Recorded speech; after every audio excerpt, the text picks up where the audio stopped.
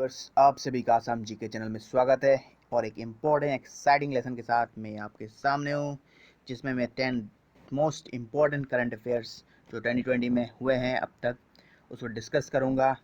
और ये एग्जामिनेशन के लिए काफ़ी इम्पोर्टेंट होगा। आई होप आप लोग इसे याद रख पाएंगे और अच्छे मार्क एग्ज़ाम में स्कोर करेंगे।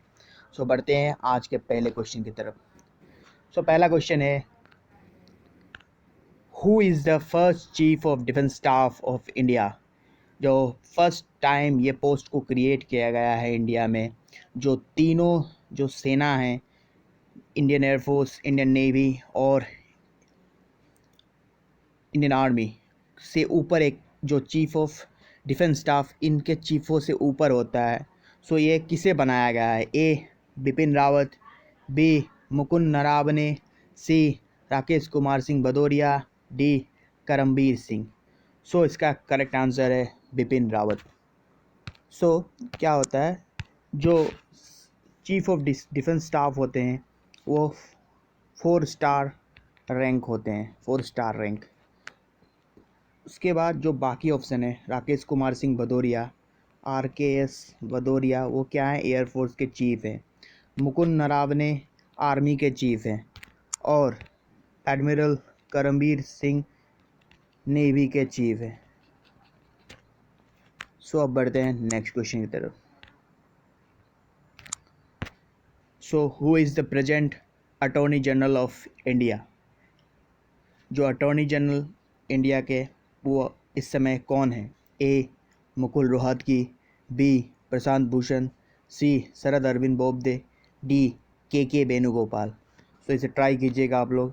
सो इसका आंसर होगा डी के वेणुगोपाल। सो क्या हुआ, के वेणुगोपाल जी अभी के अटॉर्नी जनरल है। अटॉर्नी जनरल जो अटॉर्नी जनरल है, उनके पोस्ट के बारे में हमारे कॉन्स्टिट्यूशन का आर्टिकल नंबर 76 में लिखा गया है। और हमारे देश के इंडिपेंडेंट कंट्री के जो पहले अटॉर्नी जनरल बने वो थे MC स्टालवर्ट, वो आपको स्लाइड में दिख रहा होगा ये। उसके बाद नेक्स्ट जो ऑप्शन था, जो शरद अरविंद बोबडे जी थे, वो 47th CGI ऑफ इंडिया है, मतलब चीफ जस्टिस ऑफ इंडिया है। इनसे पहले जस्टिस रंजन गोगोई जी थे CGI ऑफ इंडिया। उसके बाद इन्हें सक्सीड किया शरद अरविंद बोबडे जी ने। सो अब बढ़ते हैं नेक्स्ट क्वेश्चन की तरफ। सो नेक्स्ट क्वेश्चन है, who has become the world's highest paid athlete for 2020 according to the annual Forbes list. जो फोर्ब्स जो एक लिस्ट निकालती है जो खिलाड़ियों के अर्निंग पे, तो उनके लिस्ट में सबसे टॉप किसने किया है?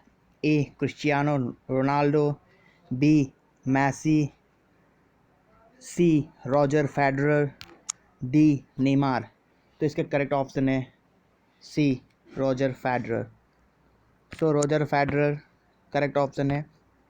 रॉजर फेडरर क्या है? एक्चुअली ये टेनिस प्लेयर हैं और ये किस कंट्री से बिलोंग करते हैं? स्विट्ज़रलैंड से। ये स्विट्ज़रलैंड से बिलोंग करते हैं, स्विट्ज़रलैंड को रिप्रेजेंट करते हैं। सही है एक्स्ट्रा इन्फॉर्मेशन। सो अब बढ़ते हैं नेक्स्ट क्वेश्चन की तरफ। A cyclonic storm Nisarg has developed off the eastern coast of India. Which country has proposed the name Nisarg?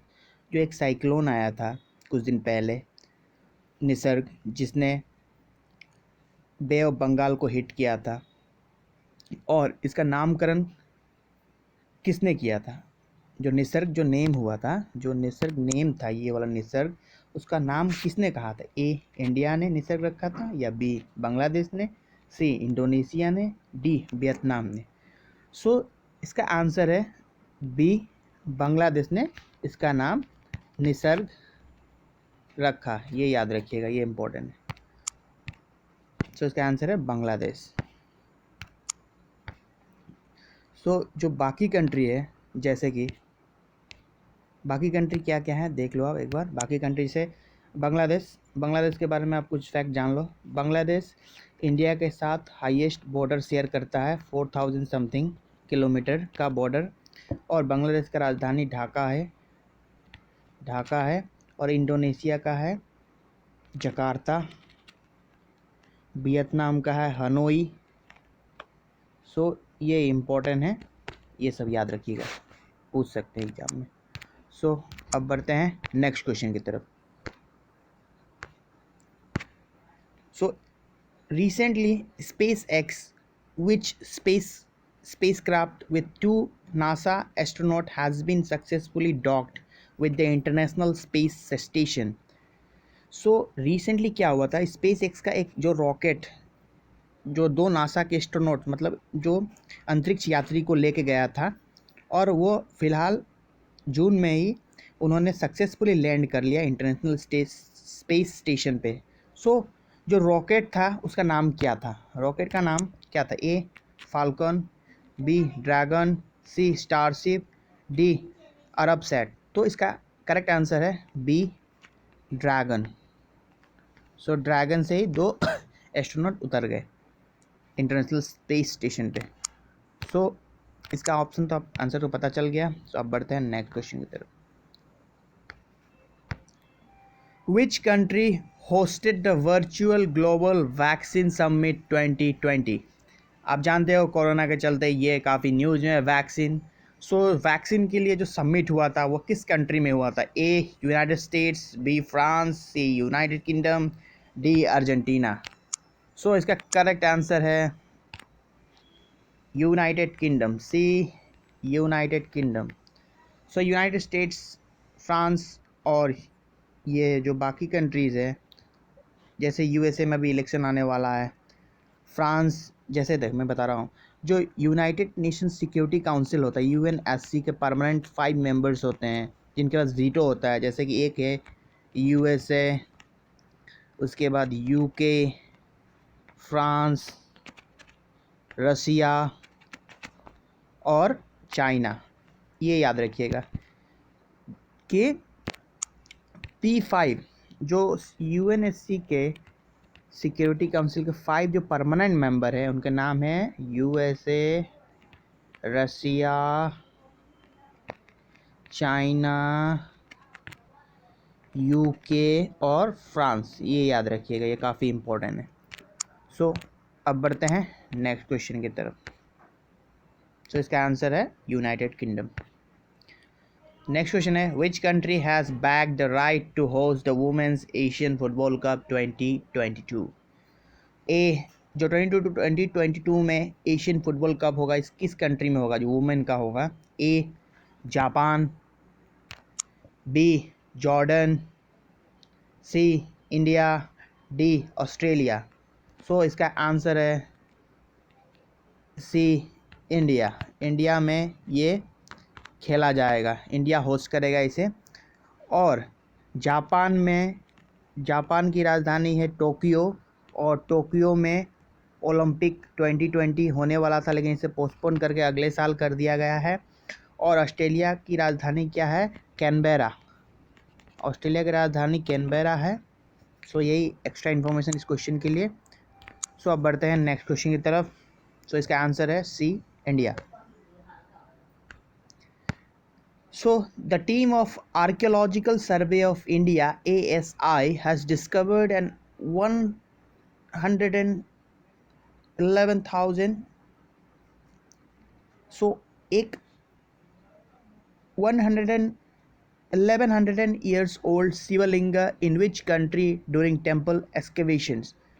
सो एक आर्कियोलॉजिकल सर्वे ऑफ इंडिया जो पुराने तथ्यों को खोजती है, सो उसने एक शिवलिंगम को खोजा है रिसेंटली। वो किस कंट्री में खोजा है? ए नेपाल में, बी वियतनाम में, सी श्रीलंका में, डी इंडोनेशिया में। सो इसे खोजा गया है बी वियतनाम में। ये काफ़ी इम्पोर्टेंट है, याद रखिएगा। वियतनाम का कैपिटल क्या है? Hanoi, Hanoi. उसके बाद श्रीलंका का क्या है? श्रीवर्धने कोट्टे। और इंडोनेशिया का है जकार्ता। और नेपाल का है काठमांडू, याद रखिएगा।